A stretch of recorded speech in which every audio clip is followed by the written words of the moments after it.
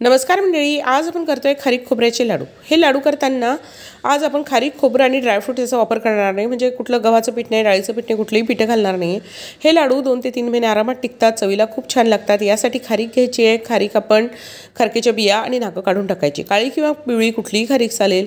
खारीक बारीक करताना आपल्याला तिला वाळवायची गरज नाही किंवा तिला गरम करायची गरज नाही।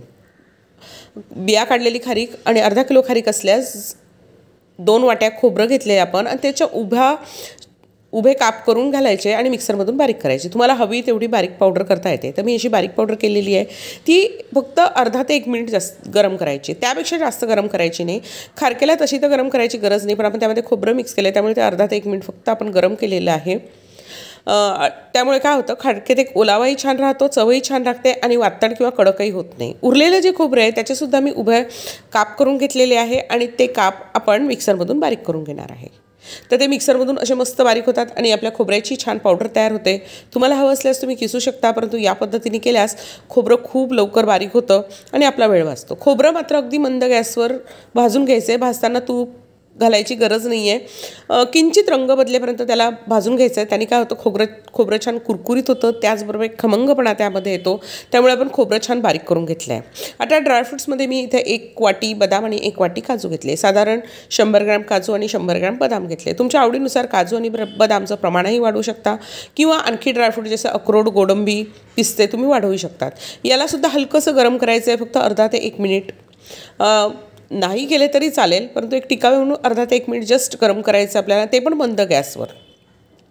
कारण पूर्वी आपल्याकडे जे खारीक खोबऱ्याचे लाडू करायचे त्यामध्ये काजू बदाम आपण न गरम करताच टाकलं जायचं। तर मी फक्त अर्धा ते 1 मिनिट गरम केलं आणि मिक्सरमधून बारीक केलं। याची पण फार बारीक पूड केलेली नाही आहे आणि हे सगळं मिक्स करायचं। तर आपले ड्रायफ्रूट सगळे मिक्स झालेले आहे, त्यामध्ये काही काजू आणि बदाम अख्खेसुद्धा आहे, असू देत, ते पण मस्त लागतात। हे छान मिक्स करून झालेलं आहे बघा। आपलं हे मिश्रण तयार झालं आणि हे असंच करून तुम्ही डब्यामध्ये ठेवू शकता आणि हवं तेव्हा लाडू करू शकता।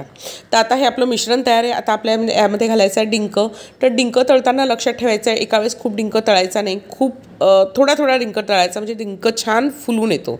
तर डिंक मी 100 ग्रॅमपेक्षा जास्त माझा डिंक आहे, तर डिंक छान तळून घेतलेला आहे आणि डिंक आपण वाटीनी अशा तऱ्हेने कुस्करून घ्यायचा। ड्रायफ्रूटचं प्रमाण वाढवू शकता, डिंकाचं प्रमाणसुद्धा तुम्ही थोडंफार वाढवू शकता, आणि काहीही फरक पडत नाही। आता हे आपलं डिंक झालेलं वाटून त्यामध्ये 2 चमचे टाकली मी, एकत्रच केली मी सुंठ पावडर, त्यानंतर वेलची पावडर आणि जायफळ थोडंसं घातलेलं आहे। याचे 6 भाग करायचे, कारण आपण खारीक जी घातली ती गोड आहे, त्याशिवाय काजू बदामला पण स्वतःची अशी एक छान गोडी असते। त्यामुळे या लाडूला आपल्याला फार साखर किंवा गुळाची गरज लागत नाही। मी गुळाचे करते, तुम्हाला साखर घालायची असेल साखर घालू शकता, मात्र पिठी साखर घालायची आहे। गुळ घालायचा असल्यास अर्धी वाटी तुपामध्ये आपण गुळ घालायचा आहे। गुळ माझा नरम आहे आणि ऑर्गॅनिक आहे, त्यामुळे अगदी 1 ते 2 मिनिटात तो विरघळतो। गुळाचा पाक होऊ द्यायचा नाही, गुळ जस्ट विरघळला पाहिजे, तर लाडू नरम राहतील। गुळाचा जर पाक झाला, कडक झाले, तर मग लाडूसुद्धा कडक होतील। तर गुळ बघा जस्ट विरघळला पाहिजे तेवढा घालायचा आहे। तुपाचं प्रमाणसुद्धा तुमच्या आवडीनुसार थोडंसं कमी जास्त करू शकतात। ते यासाठी की लाडू वळले जावे एवढंच तूप घालायचं आपल्याला, जास्त तुपाची पण गरज नाही आहे। आणि आपण हे छान मिक्स करून घ्यायचं आहे आणि याचे लाडू करून घ्यायचे आहेत। हे लाडू अतिशय पौष्टिक आहेत, त्याशिवाय भरपूर ड्रायफ्रूट्स पोटात जातात, नरम आहेत। मी तुम्हाला तोडून दाखवते, अगदी नरम झालेले आहेत। रेसिपी आवडल्यास नक्की लाईक करा, शेअर करा, सबस्क्राईब करा आणि रेसिपी पूर्ण बघितल्याबद्दल तुमचे खूप खूप खूप खूप धन्यवाद।